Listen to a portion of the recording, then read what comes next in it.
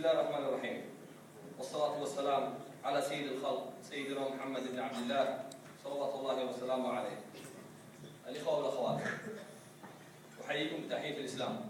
السلام عليكم ورحمة الله وبركاته. أشكر لكم حضوركم الكريم في هذه الليلة المباركة، وأدعو الله أن يضعها في ميزان حسناتكم. إخوتي وأخواتي، لا يخفى عليكم ما يعانيه أهلنا في وطننا الحبيب.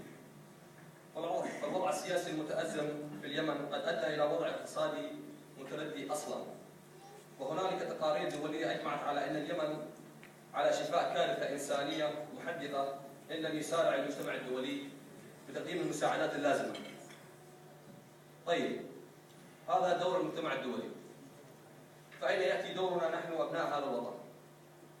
من هذا المنطلق قمنا نحن مجموعة من الشباب اليمني في ليفربول بإنشاء جمعية شبابية أطلقنا عليها جمعية شباب سبا، وبالتعاون مع إسلامك ريليف قمنا بتنظيم هذا الحفل كأول عمل رسمي تقوم به هذه الجمعية.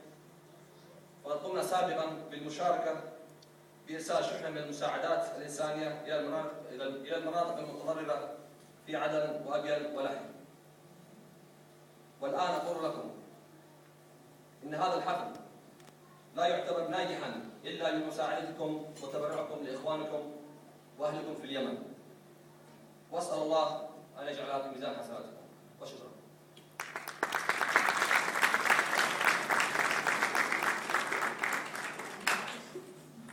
Thank you, Brother Mashwan. Now there will be an English translation by Sister Sarah Bukhari.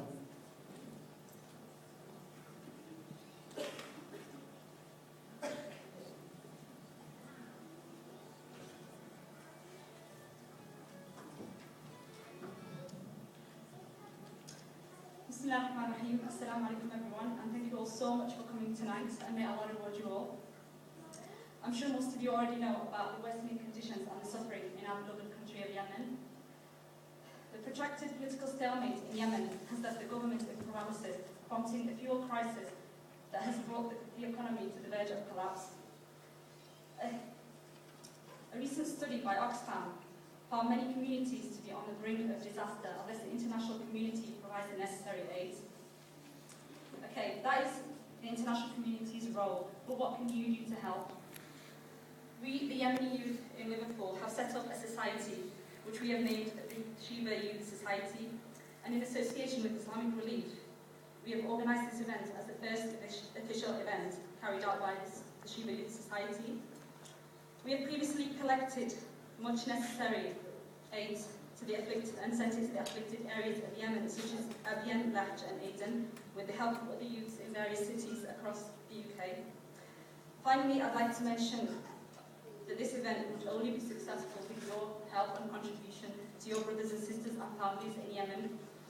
At the end of the day, brothers and sisters, Eid is only a few days away, and this Eid is about sacrifice and giving, and it's our responsibility to ensure that our brothers and sisters in Yemen get the necessary aid that they need to have a good Eid.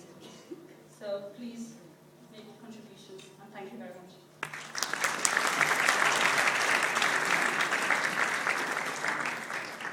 Thank you, Sister Sarah. Right, our next speaker is a playwright, an author. He has written a number of books. One of them is, some of you may have heard of it, some of you may not. It is called Kul Faqat. The book concerns an incident in the 1930s where Yemeni seamen rioted in South Shields. It was the first interracial riot in the United Kingdom, and it's quite famous. The book is available at the reception there at the front if anyone wishes to purchase a copy, and I would highly recommend it to everybody. I would now like to introduce Peter Mortimer.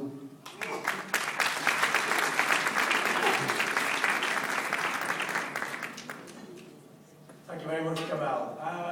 I'm delighted to be here, actually, and I was really thrilled to get an invite to come. I live in the northeast of England, on Tyneside, but I sort of feel I have a strong connection with Yemen.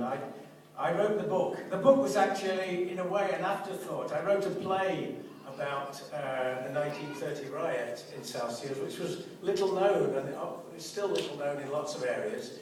It was known as the first race riot. And when I was researching the play, I found myself fascinated by Yemen. I thought, I have to go to Yemen. I can't write this play unless I go to Yemen.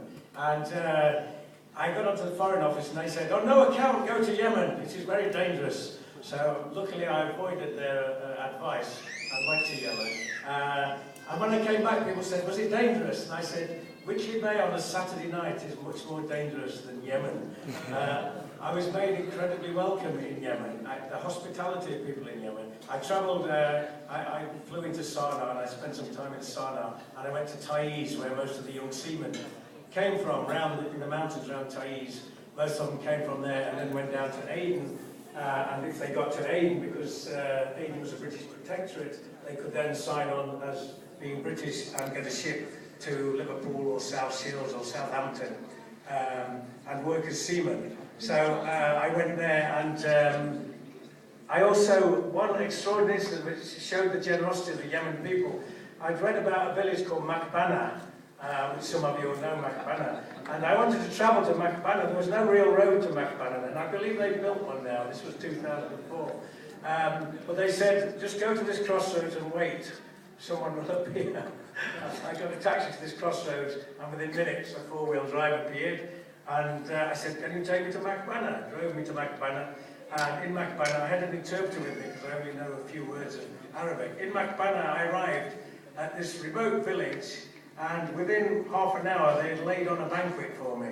The sheikh and everybody, it turned out, they laid on a banquet, and they introduced me to all sorts of people. They took me around, they had no idea I was coming, and I had an amazing day. And at the end of my day, when I was driving back, the sheikh said to my interpreter, they asked him, so he whispered something, and I said, what is he asking? He said, he wants to know if you have enough money.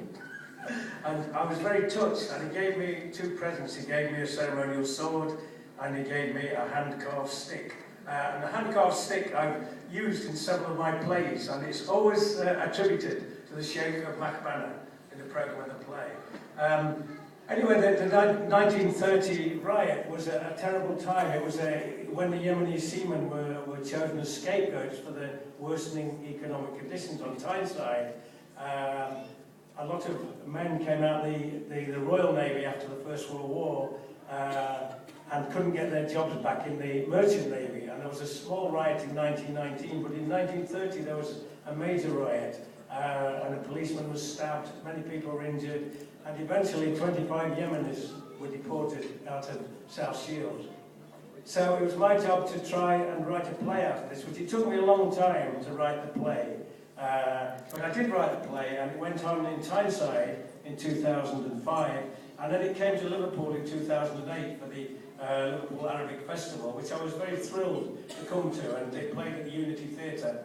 We played for 2 nights. And Tahir over there, and we want to get it back here actually, because a lot of the Yemeni community came to see it, and I think the assistant Yemeni ambassador came up from London. So it was very important for me that it was seen, and it is on sale there as well. All the profits from the books tonight go to your appeal as well, and it's in English and Arabic.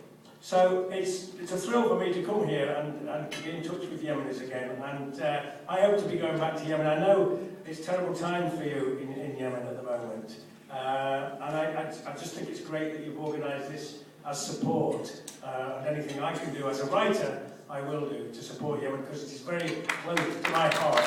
So, thank you very much for inviting me here. I'm honoured to be here amongst you. Thank you.